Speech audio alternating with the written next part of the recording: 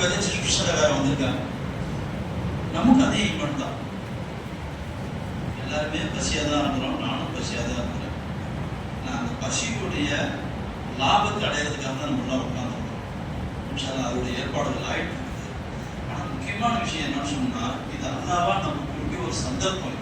இந்த சந்தர்ப்பத்தில் நம்ம இது சரியான முறையில் நம்ம முசாக்கிரா செய்யணும். இது வந்து ஒரு என்ன சொல்றது, பயான் சொல்றது என்ன செய்யறதுங்க, அதில் மசாயல் தருவாங்க, சட்டத்திட்டங்கள் சொல்லுவாங்க, அல்லது அறிவுரைகள் சொல்லுவாங்க. இப்போ நம்ம சொல்றதுல என்னங்க, முசாக்கிரா நம்மளுடைய வாழ்க்கை வழிமுறையுடைய நோக்கத்தை விளங்குறதுக்காக பேசப்படுற பேச்சுக்கள். இதுக்கு வந்தோம், என்ன செஞ்சுக்கிட்டு இருக்கிறோம், என்ன செய்யணும், எப்படி செய்யணும், அதுதான் இந்த வேலை. இது சஹாபாக்கள் காலத்துல ரொம்ப லெஸ்ஸா கொடுத்துட்டாங்க, ரொம்ப லெஸ். ஆனா அதுக்கு கொடுத்த தியாகம் இருக்குல்ல, ஒரு உலகம் சேர்ந்தாலோட ஒருத்தருடைய தியாகத்துக்கு ஈடாக அவ்வளவு பெரிய தியாகம் செஞ்சார். ஒரு சஹாபி ஈமான் ஏற்றுக்கொண்டார். இப்போ ரப்பு அல்லாஹ் ரப்பா ஏற்றுக்கிட்டார். உள்ளத்துல ஒரு மிகுந்த சந்தோஷம். ஏன்னா அவர் வாழ்க்கையில் எவ்வளவோ ரப்போடைய சிந்தனைகளை ஈடுபட்டிருப்பார். ரப்ப அல்லாஹ்வை ஏற்றுக்கொண்ட பின்னாடி தான் அவருக்கு உண்மையான அந்த தாற்பயம் கிடைச்சிச்சு. இப்போ தன்னுடைய நண்பர்கள் சொந்தக்காரங்க விடமாட்டேன்றாங்க. என்ன சொல்றாங்கன்னு சொன்னா, நம்ம இத்தனை தலைமுறையா இத்தனை புத்துக்களை வச்சுட்டு இருந்தோமே, நீ பாட்டுக்கு ஒரே ஒரு நிமிஷம் நீ பாட்டுக்கு போயிருக்கிய, நஷ்டமாயிருவேன்னு விட மாட்டான்.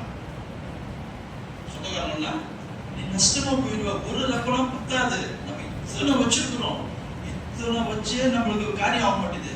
நீ ஒரு ஆள் ஒரே ஒரு 40 சொல்லிட்டு போயிட்டு இருக்க, அவங்க பின்னாடி அவங்க சொல்லாஷ், இதெல்லாம் எப்படி நீ சமாளிக்க முடியாது, வந்துடு அப்படின்றாங்க. இல்ல உள்ள போனாதான் இந்த விஷயம் தெரியும். நான் போயிட்டேன், என்னை விட்டுருங்க, நீங்க வரலாறுல வாங்க, வரலண்டா நீ விட மாட்டேன்னு சொல்லிங்கன்னா என்னோட சொத்து பொருள் நீங்க பூரா எடுத்துக்கங்க, என்னுடைய சொத்துக்கள் நீ யாராச்சும் நம்ம கொடுப்போமா? உங்க பாவோட பாகத்துல ஒரு பங்கு வந்துச்சு, இந்த பங்கு எனக்கு வேணாம்னு சொல்லி யாராச்சும் விட்டுருவோமா? இன்னும் கொஞ்சம் சேர்த்து போகிறதுக்கு நான் தான் பாவோட அதிகமாக உழைப்பு செஞ்சேன், எனக்கு கொஞ்சம் 10% சேர்த்து போடுன்னு கேட்கதான் ஆகுது.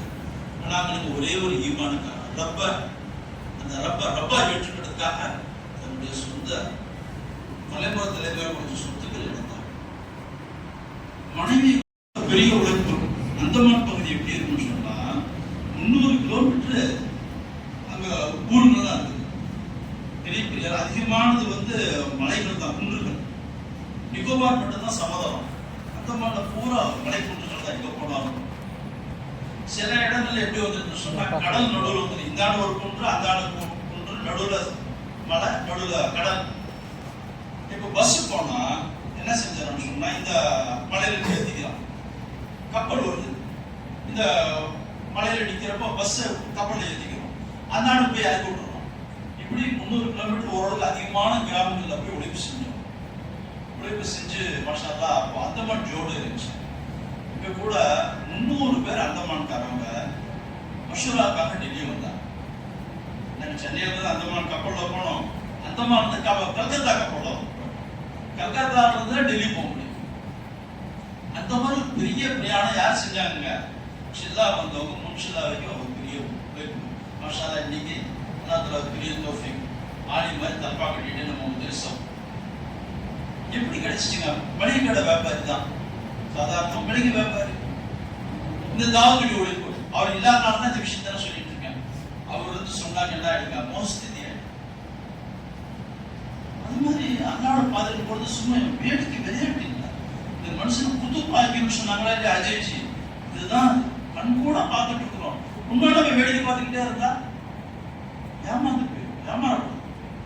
ஒரு மோமி ஏமாந்து போயிடும். உறுதியாக இருக்கணும். சாதாரண விஷயம் உறுதி எப்ப கிடைக்குங்க? அல்லாஹ்வோட நெருங்க தான் கிடைக்கும். அல்லாஹ்வோட நெருங்கிறதுக்காக இந்த போன்ற ப்ரோக்ராம் தான், வேற எதுக்காகவுமே இல்லை. சரி, இந்த ப்ரோக்ராமா வந்து கலந்துக்கிட்டு இருக்கிறோம். எதுக்குங்க ப்ரோக்ராம் கலந்துக்கிறோம்? அல்லாஹ்வோட நெருங்குறோம்னு சொல்றோமா இல்லையா? இப்போ ப்ரோக்ராமா கலந்துட்டா அல்லாஹ் நெருங்கிட முடியுமா? நெருங்குறதுக்கு தான் உழைப்பு. இந்த ப்ரோக்ராம்ல கூப்பிட்டு சொல்றாங்களா இல்லையா, நீங்க கெஸ்ட்டுக்கு போங்க, உங்க கெஸ்ட் எப்போ செய்றீங்க, செகண்ட் கெஸ்ட் எப்போ செய்றீங்க, 3 நாள் எப்போ போறீங்க, ஷில்லா எப்போ போறீங்க, இதெல்லாம் எதுக்குங்க? இந்த ப்ரோக்ராம்ல வந்து அந்த உழைப்புக்கு தான். இந்த ப்ரோக்ராம் உழைப்பு இல்லை. மாதிரி ஒவ்வொரு மாசமும் இந்த ப்ரோக்ராம், ஒவ்வொரு வாரமும் சபையாருடைய ப்ரோக்ராம், இதெல்லாம் எடுக்குங்க நம்மளோட உழைப்பு சரியா ஆகுறதுக்காக. அந்த உழைப்பு சரியா செய்யலாமா? அது சரியா செஞ்சுட்டோம்னு சொன்னா இந்த ப்ரோக்ராம் வந்து லாபம் கிடைச்சிச்சுன்னு அர்த்தம், வேற ஒண்ணும் இல்லை.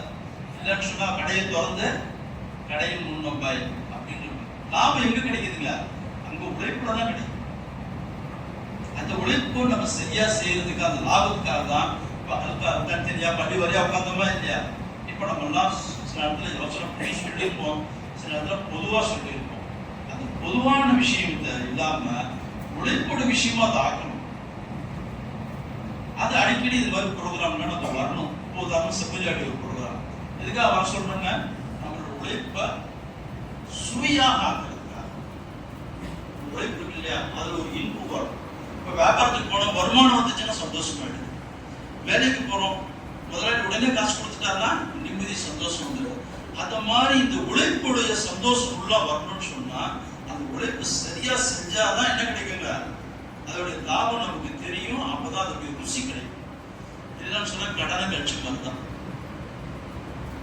கவர்மெண்ட் ஓட்டு ஓட்டின மாதிரி தான்.